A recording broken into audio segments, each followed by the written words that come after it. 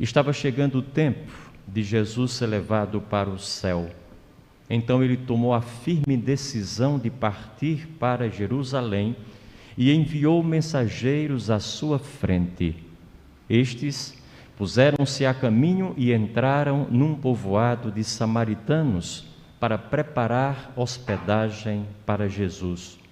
Mas os samaritanos não o receberam, pois Jesus dava a impressão de que ia a Jerusalém. Vendo isso, os discípulos, Tiago e João, disseram: Senhor, queres que mandemos descer fogo do céu para destruí-los? Jesus, porém, voltou-se e repreendeu-os. E partiram para outro povoado. Enquanto estavam caminhando, alguém na estrada disse: Eu te seguirei para onde quer que fores. Jesus lhe respondeu: As raposas têm tocas e os pássaros têm ninhos, mas o Filho do Homem não tem onde repousar a cabeça. Jesus disse a outro: Segue-me. Este responde: Deixa-me primeiro ir enterrar meu pai. Jesus respondeu: Deixa que os mortos enterrem os seus mortos, mas tu vai anunciar o reino de Deus. Um outro ainda lhe disse: Eu te seguirei, Senhor, mas deixa-me primeiro despedir-me dos meus familiares. Jesus, porém, respondeu-lhe: Quem põe a mão no arado e olha para trás, não está apto para o reino de Deus. Palavra da salvação. Então, caríssimos irmãos e irmãs,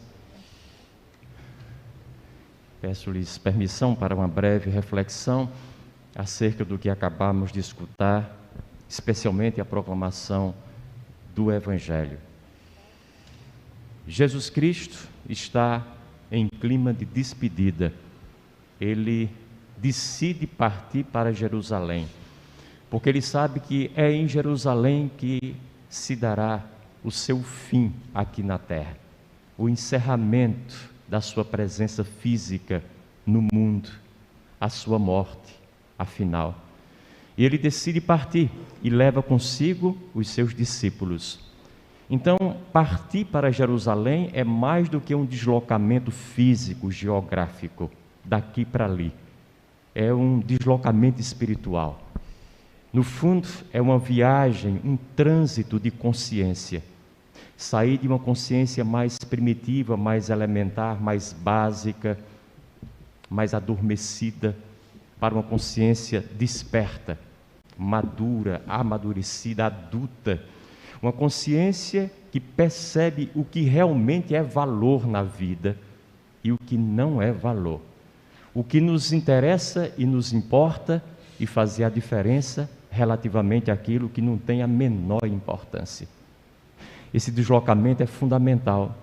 Devíamos fazer desde o primeiro momento da nossa existência. Mas nem sempre temos os elementos e os recursos necessários dentro de nós para que isso aconteça.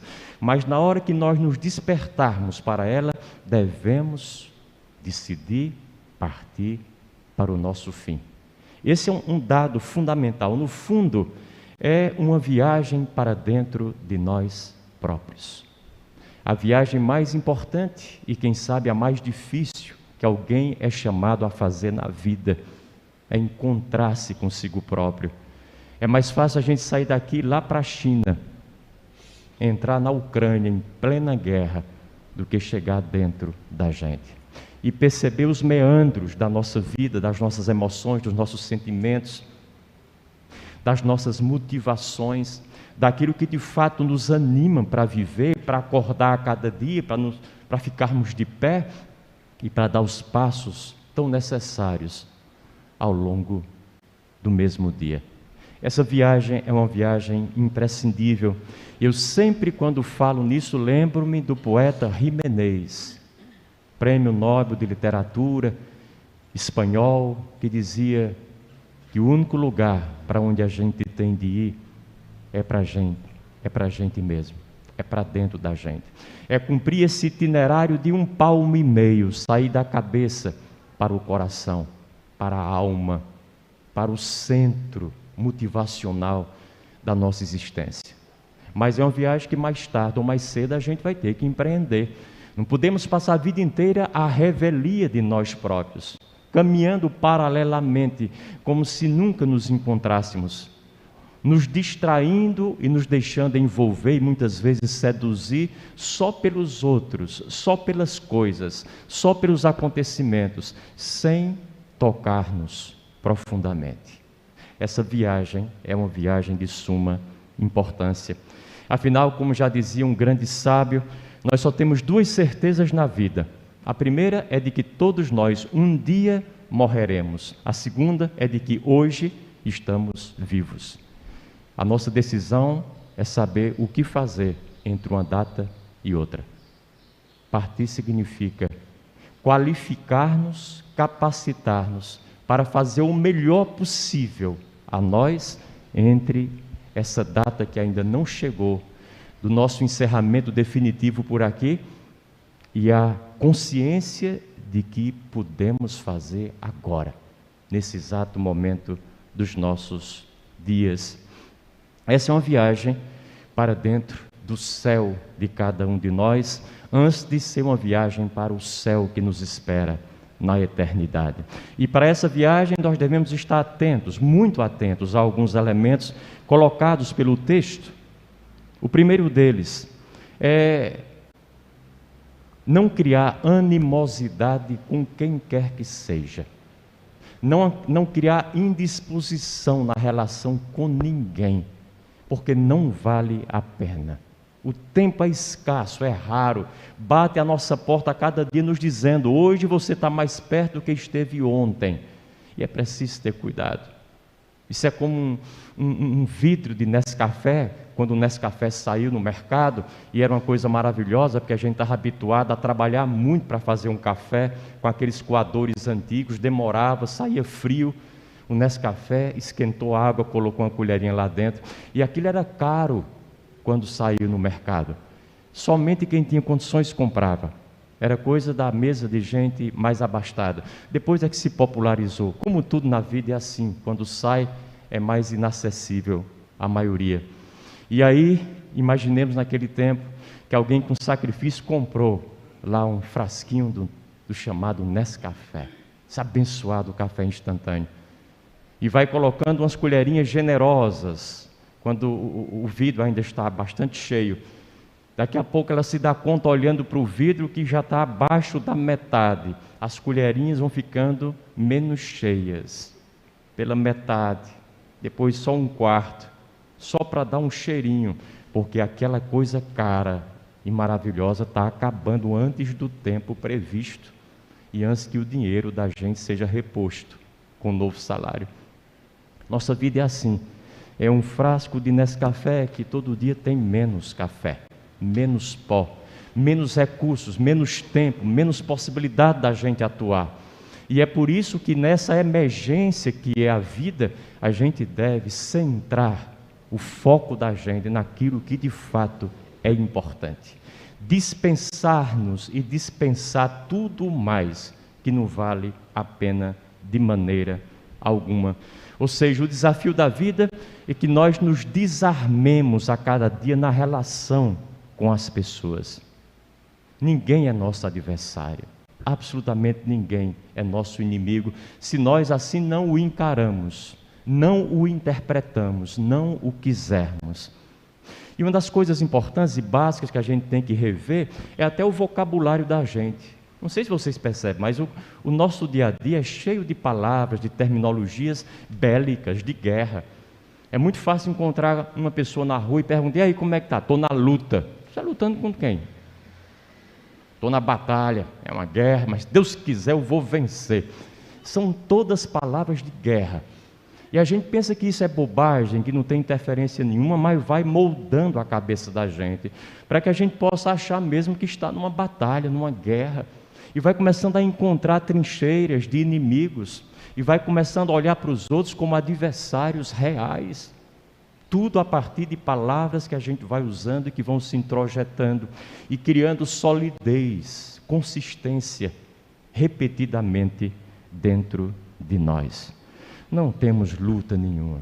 Estamos na vida, estamos vivendo, saboreando, sorvendo cada coisa boa que a vida nos apresenta. Algumas adversas, algumas inesperadas, outras que nos fazem sofrer, mas não deixam de ser as coisas boas da vida. Porque ninguém nasceu e veio ao mundo para ser feliz, para viver uma vida na sombra e na água fresca, para não ter nenhuma intempérie, nenhuma provação, nenhuma dificuldade. Graças a Deus que não é assim. Nós viemos para viver, e a vida é um pacote cheio de tudo aquilo que ela nos pode apresentar.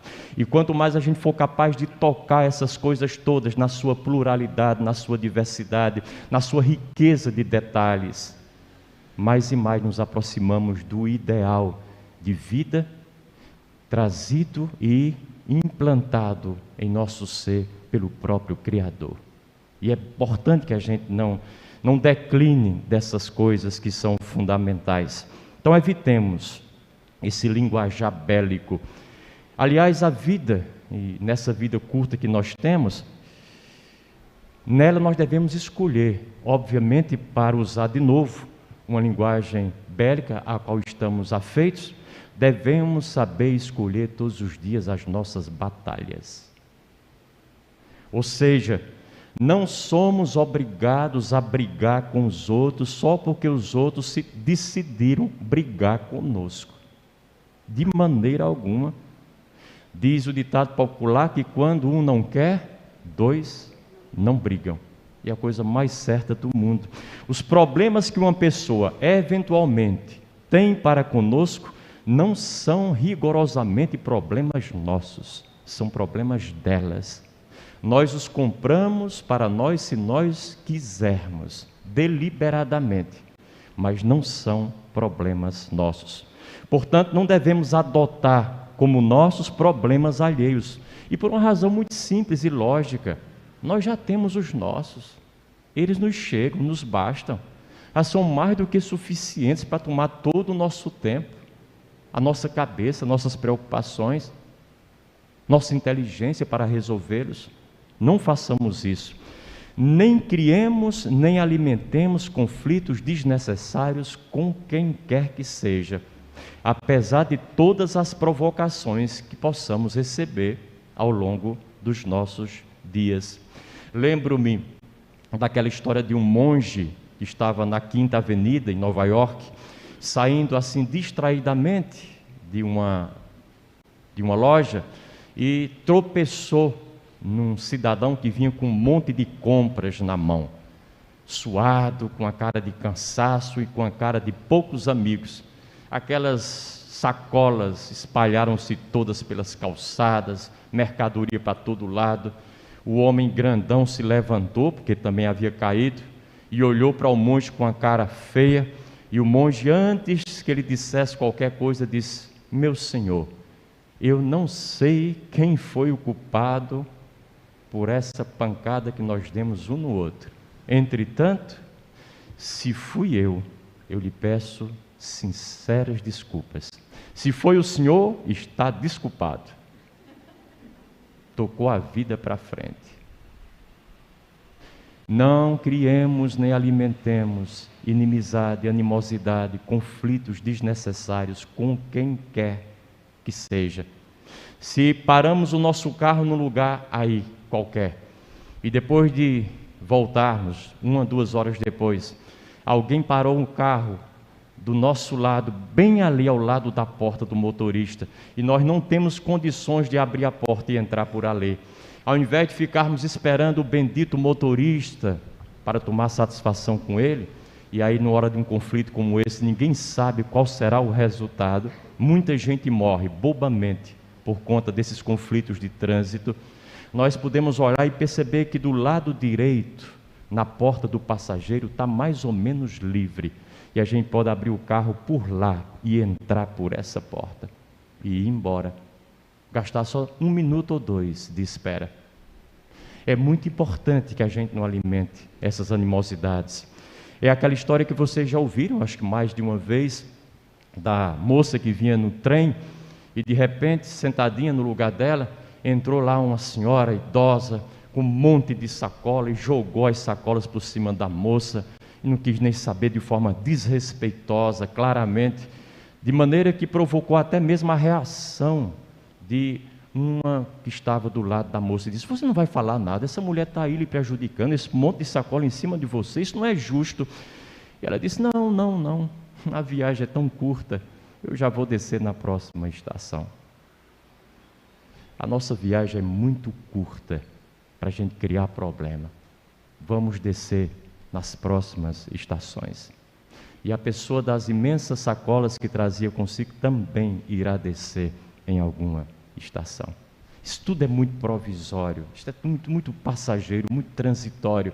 Então não vale a pena absolutizar absolutamente nada. Ou seja, diante da consciência da nossa finitude e da brevidade dos nossos dias, nós temos que redimensionar todas as nossas atitudes, todas as nossas ações e reações, tudo aquilo que nos pertence e que nós somos chamados a fazer diante das coisas, das pessoas, dos eventos todos da nossa vida. A morte e a consciência que nós trazemos dela é o momento da verdade.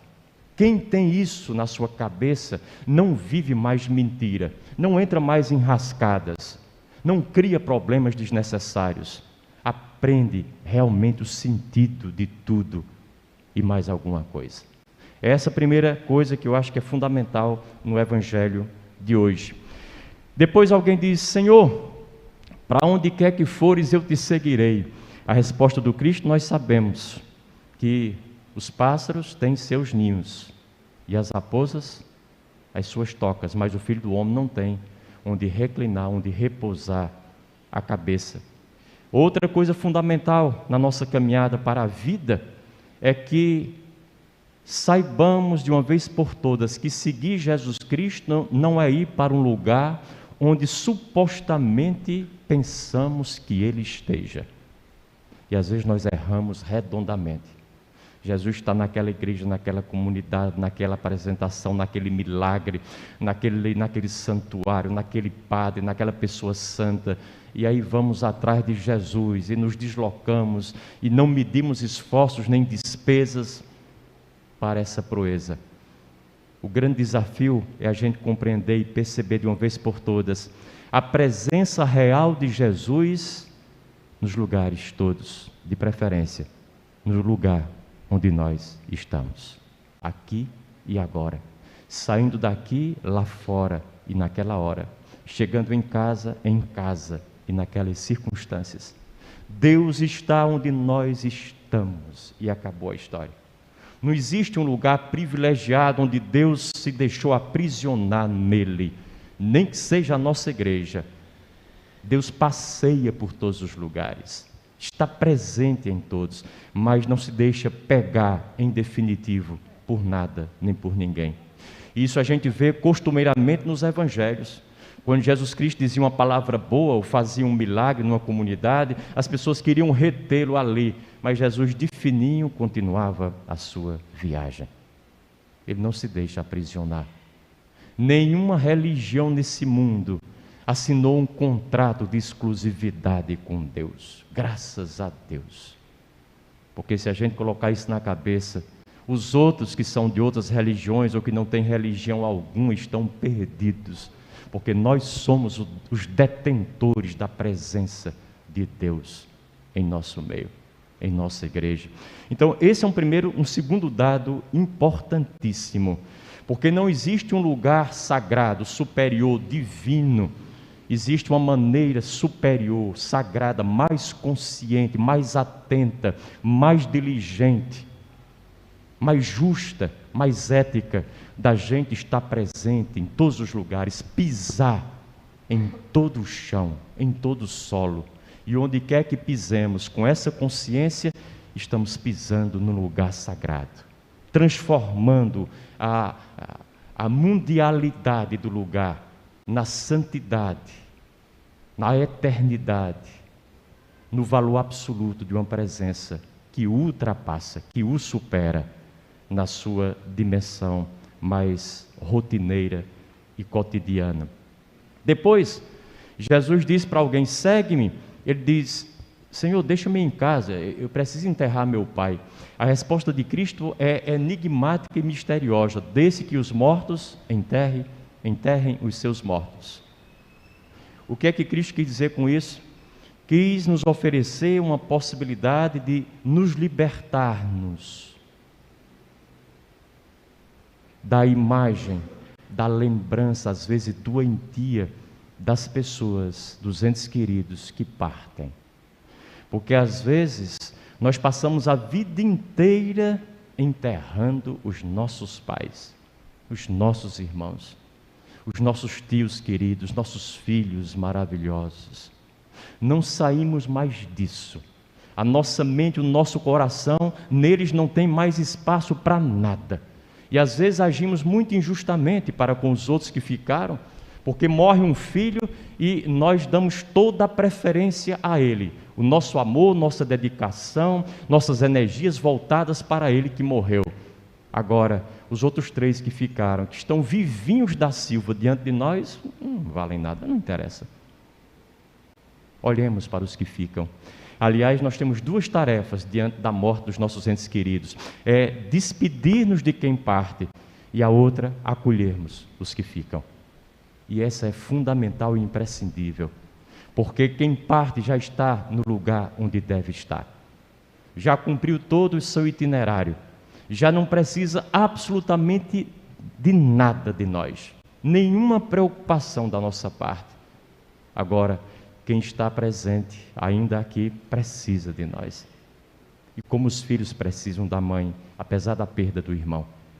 E como o marido precisa da esposa, apesar da perda irreparável do seu sogro.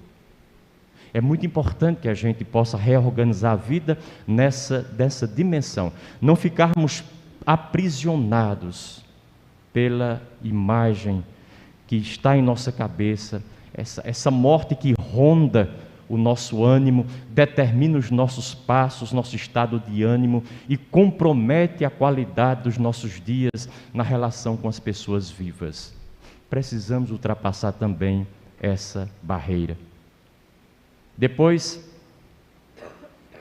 alguém diz: Senhor, eu te sigo, mas eu preciso primeiro ir lá em casa me despedir dos meus familiares. Aqui Jesus Cristo quer que nós nos libertemos das nossas amarras afetivas, das nossas relações quase que exclusivamente familiares, que muitas vezes também nos limitam, nos cerceiam e nos aprisionam. Nossa família é um grande perigo. O perigo da gente ficar no familismo. E nós sabemos que todo ismo é patológico, é doentio. Tem um perigo concreto da gente passar a vida inteira só vivendo para a família da gente. E acha que é um grande mérito. Isso qualquer um faz.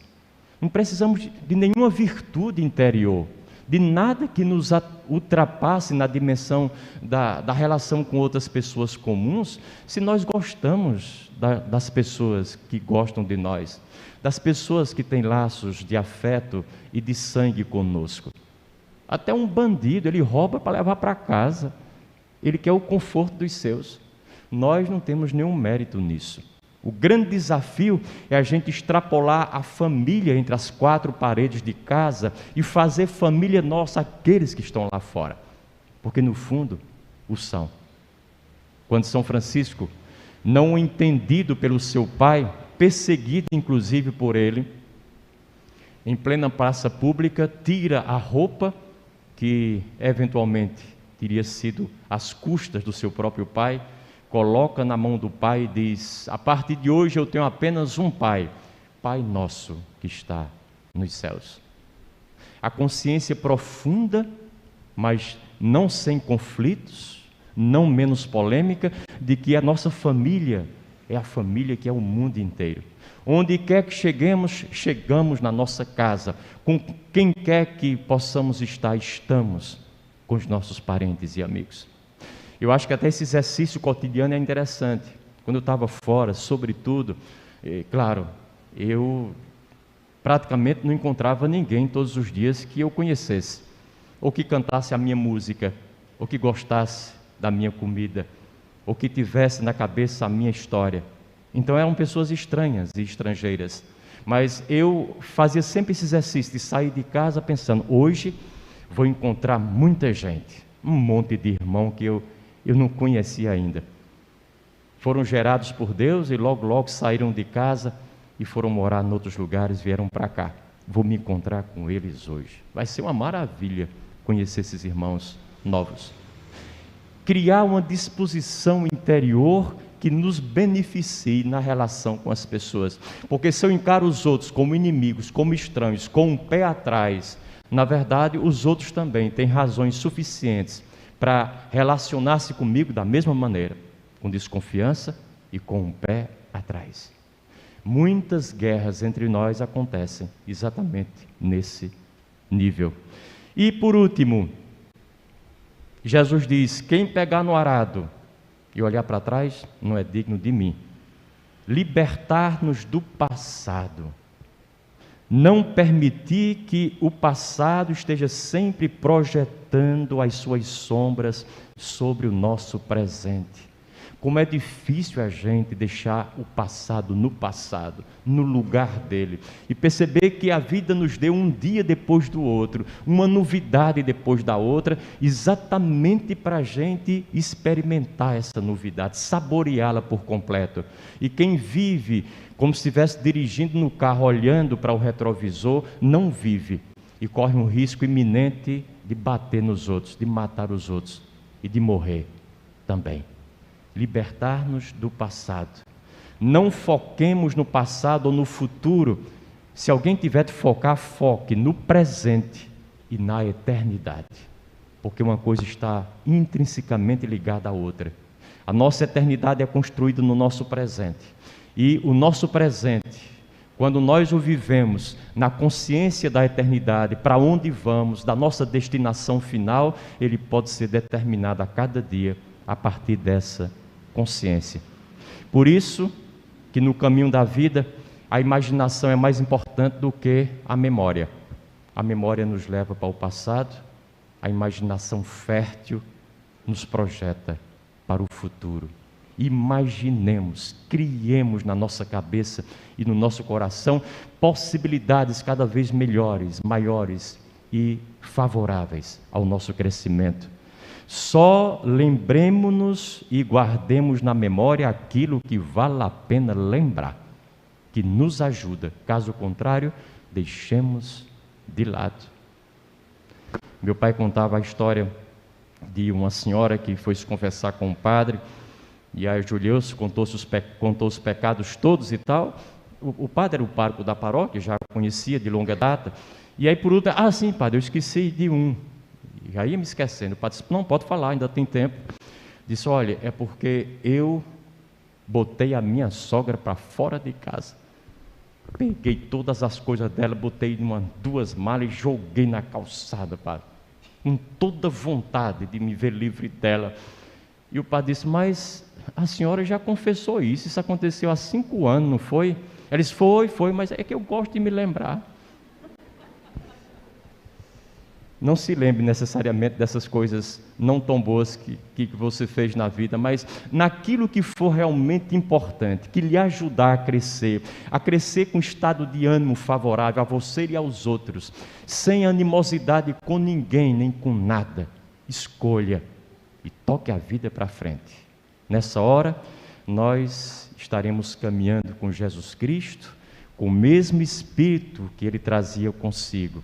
E aí, a ressurreição e a eternidade que o esperava e para as quais ele foi e está, serão a nossa ressurreição e a nossa eternidade igualmente. Louvado seja nosso Senhor Jesus Cristo.